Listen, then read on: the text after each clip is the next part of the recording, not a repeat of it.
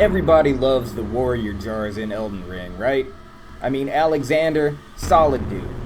All the enemy ones, well, they've got a spin attack that's like impossible to dodge, so they make a good litmus test for whether or not you do enough damage per second to kill them before they can get it off.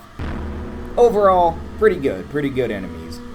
So I think the general consensus, what we all believed until the DLC came out, is that these were jars that were used for funeral purposes, that they were stuffed with the remains of dead warriors. But in the DLC, when you find a place called Bellarat Jail, you'll find they're actually something much worse than we all thought. When you get into Bellarat Jail, you'll see a guy begging not to be put in one of the jars. So were these jars some type of punishment used in the prison? Were they some type of solitary confinement? Not exactly. Further on, you'll see what's actually inside of these jars. You'll see not every jar is actually a jar warrior. Some of them seem to be in a different stage of their life cycle, with these mutated ballsack-looking enemies coming out of them.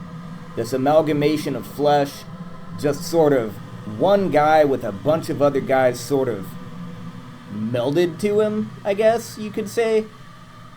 Anyway, the further on you go and the more of these you see, you realize that the Bellarat Jail is basically a facility for turning people into these jar mutants. Now, why are they doing this?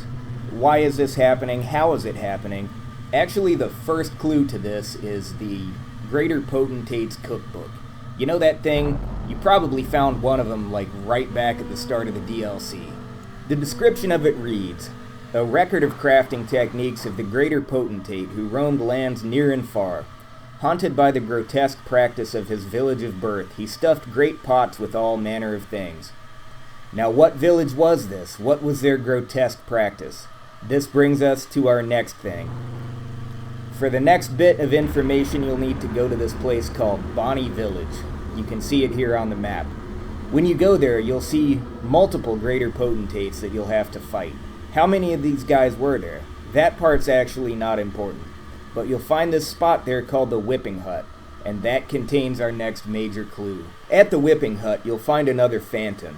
This one is telling someone to just accept his fate and get in the jar, telling him that it's his purpose in life and it was what he was born for. Inside the Whipping Hut, you'll find something called the Tooth Whip, essentially a torture device. Its description says, "Whip be strewn with rotting, misshapen teeth. Filthy and seething with disease, the teeth are embedded in the whip and dose the victim with deadly poison upon each strike. As the wounds ripen, they grow inflamed and ooze pus. The flesh of shamans was said to meld harmoniously with others. Its ash of war, or its unique skill rather, is called Painful Strike.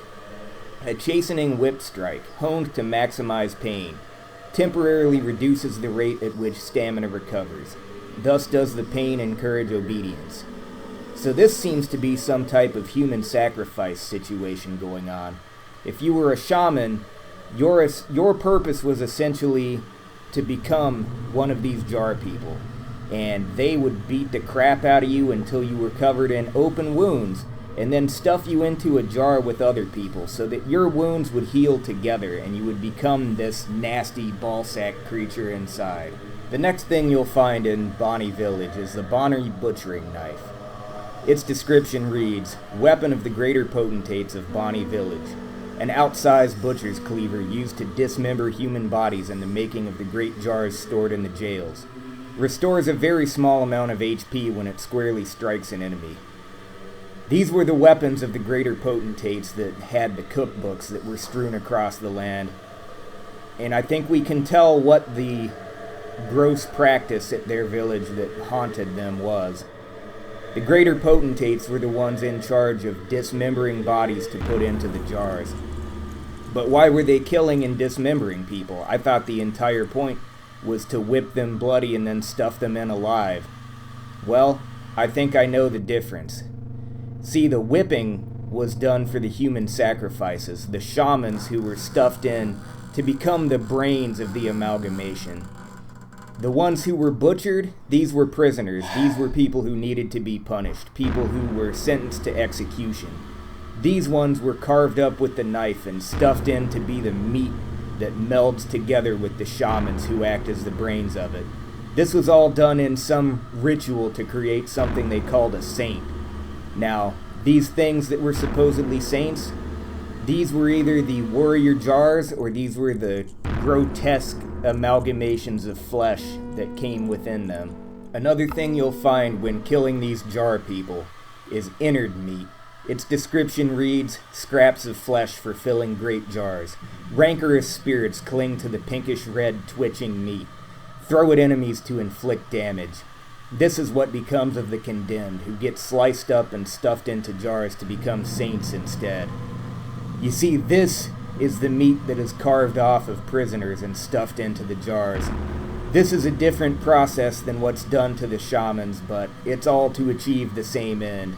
If you're condemned to die, you were chopped up with the butchering knife and stuffed in to become, you could call it fodder for the prophet inside, who is also a victim, who is a human sacrifice, in order to become a saint. Also of note is the shaman's village, an area you can only find by using a gesture that you find in Bonnie Village. This is heavily implied by the one incantation you can find there as being Queen Marika's original home.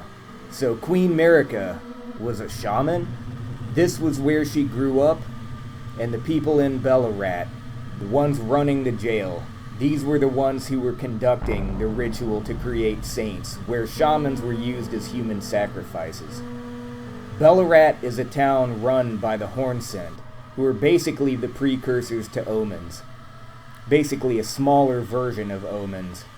So Queen Marika grew up, intended to be a human sacrifice, to be carted away to Bonnie Village, whipped bloody, and stuffed into a jar to become a mutated abomination, all for the religious practices of the Hornsent. She escaped, ascended to godhood, and I think now we know why the Golden Order is so racist against omens. In fact, she sent her son Mesmer to purge this place in retribution for what it was trying to do to her. We all thought that Queen Marika was just a bigot who was arrogant, and that's why she hated omens. And we all thought at first that Mesmer was just a genocidal lunatic. But Queen Marika actually started off as a victim, an intended victim for a sick practice of human sacrifice. After she left this place, she couldn't let go of her past trauma. This is why she locked her own sons in the sewer underneath Lanedell, simply because they resembled the people who tried to do these things to her. And she left Mesmer behind as her revenge on these people. The people that Mesmer genocided were not innocent victims. They were trying to commit human sacrifice on a large scale. This means Mesmer was actually mostly justified in what he did by burning all of them. Mesmer did nothing wrong. He is actually the hero of the story. And those of us who watched the trailer never realized that that was going to be the twist. Some of the people who played through the DLC probably still didn't realize that that was the twist. Which leaves us with only one question left about these jar people. Why do they have child-sized jars?